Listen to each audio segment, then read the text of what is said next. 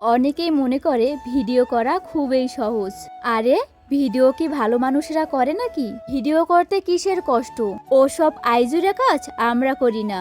তো hello everyone, কেমন আছেন সবাই? আশা করি সবাই ভালো আছেন আর আমিও ভালো আছি। এই যাবৎ আমি যত ভিডিও করেছি সব থেকে আজকের ভিডিওতে আমার বেশি কষ্ট হয়েছে, বেশি মন খারাপ হয়েছে।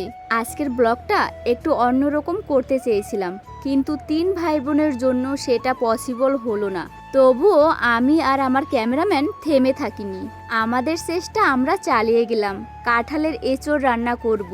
কাঁঠাল খুঁজতে এসে কতগুলো আম, লিচু এগুলো পাচ্ছি, এখনো কাঁঠালই পারতে পারিনি। অথচ কাঁঠাল রান্না করার জন্য মরিচের দরকার হবে, তাই মরিচ রেডি করছি।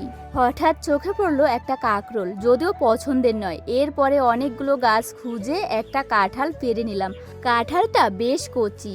বাড়িতে এসেই কাঁঠাল রান্না করার জন্য চুলা লেপে নিচ্ছি। কাঁঠাল তো কাটবো, কিন্তু পিরিতি যে কাঁঠালের আঠা, লাগলে পরে ছাড়ে না। বটিটাকে তেল দিয়ে স্নান করালাম, হাতেও তেল মেখে কাঁঠাল কাটা শুরু করে দিলাম। দেখি পিরিতি কাঁঠালের আঠা লাগলে পরে ছাড়ে কিনা। কাঁঠাল কাটা থেকে সব কিছু রেডি হয়ে গেছে। এর মধ্যেই প্রচণ্ড পরিমাণে বৃষ্টি নামছে।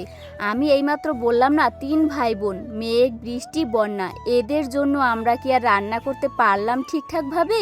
আজকে কাকাদের ছাদে বসে ভিডিও বানানোর প্ল্যান। যদিও কাকাদের বিল্ডিংয়ে বসে আমার বেশিরভাগ ভিডিওর সৌন্দর্যের জন্য এখানে বসে আমার বেশিরভাগ ভিডিও করা হয়। 3 ভাই বোন যখন একটু আমাদের পিছু ছাড়লো, আমরা শুরু করলাম রান্না। আমার প্ল্যান ছিল আজকে পুরো এঁচোড় রেসিপিটা দেখাবো, কিন্তু ওই যে 3 ভাই বোন আমাদের পিছু ছাড়লো না। অনেক বাধা বিপত্তি শেষে এঁচোড় রান্না শুরু করে দিলাম। অনেকেই তো বিভিন্ন রকম ভাবে এঁচোড় রান্না করে, কিন্তু আমরা আজকে যেভাবে এঁচোড় রান্না করব একটু স্পেশালি, একদম নিরামিষ এঁচোড়।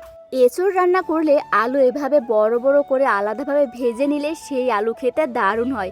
আমি কখনোই এঁচোড় রান্না করলে পেঁয়াজ কিংবা রসুন দেই না।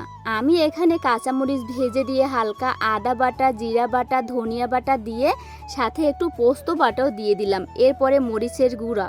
আমি মনে করি এর থেকে এক্সট্রা কোনো মশলার আর দরকার হয় না। ও হ্যাঁ, সরি বলতেই ভুলে গেলাম, আমি কিন্তু এঁচোড়টা হালকা ভাপিয়ে নিয়েছিলাম।